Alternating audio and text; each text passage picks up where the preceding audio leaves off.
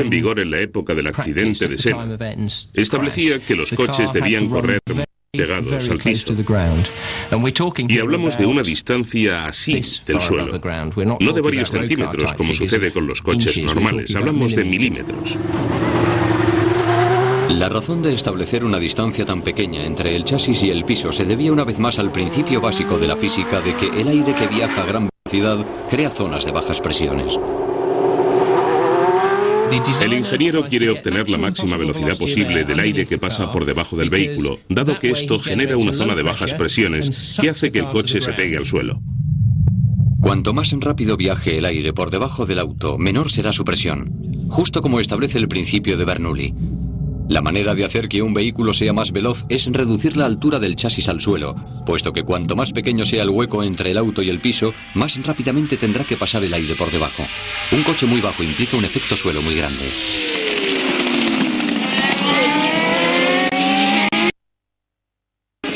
El problema con que nos encontramos es que a medida que se fabrican coches cada vez más bajos, la velocidad aumenta cada vez más y el efecto suelo es cada vez mayor, hasta que llega un momento en que el auto toca el suelo, se detiene la corriente de aire y el vehículo pierde momentáneamente el agarre al piso. Si esto sucede en una curva, el piloto está vendido.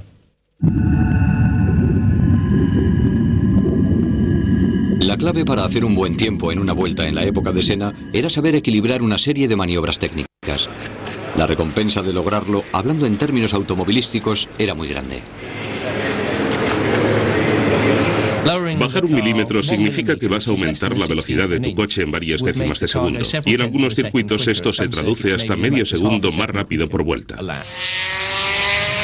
De manera que todas las escuderías ponían sus coches a punto hasta el límite.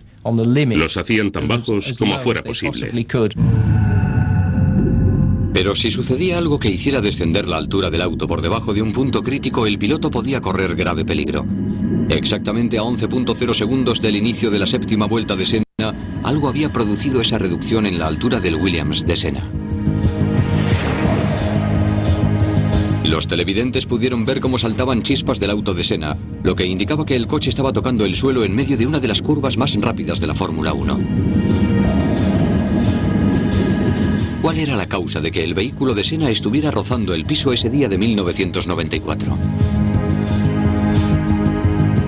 En el caso del accidente de Senna, justo al principio de la carrera se había producido un accidente múltiple, así que se decidió que los autos corrieran detrás del coche de seguridad. El problema es que el coche de seguridad es un coche normal, que va rápido pero nunca podría llegar a lo que un coche de carreras puede hacer. La carrera de Imola era solo la segunda vez que se utilizaba un coche de seguridad en una pista seca durante una competición de Fórmula 1, y el resultado fue un caos total, ya que los autos tuvieron que circular lentísimos detrás de él. Los neumáticos que en una situación normal se habrían calentado se enfriaron y se contrayeron. Al contraerse provocaron que la altura del vehículo cayera por debajo del límite de seguridad. En condiciones normales, en las zonas del piso donde hubiera abombamientos, el coche tocaría ligeramente el suelo.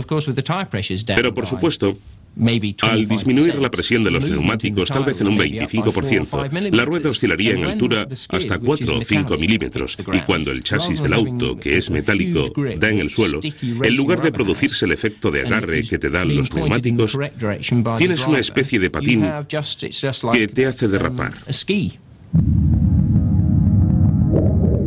No solo se había suprimido gran parte del efecto suelo al impedir el paso de la corriente de aire debajo del vehículo, ahora este descansaba, durante una milésima de segundo, en el metal del chasis.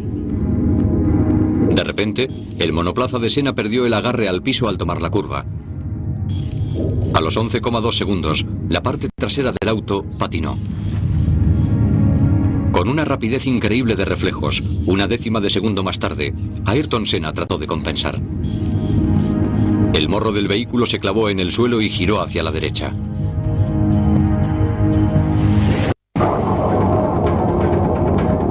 Los datos del ordenador mostraban que Senna había pisado el freno a fondo. El coche intentaba detenerse lo más rápidamente posible, pero a Ayrton Senna se le acabó la pista.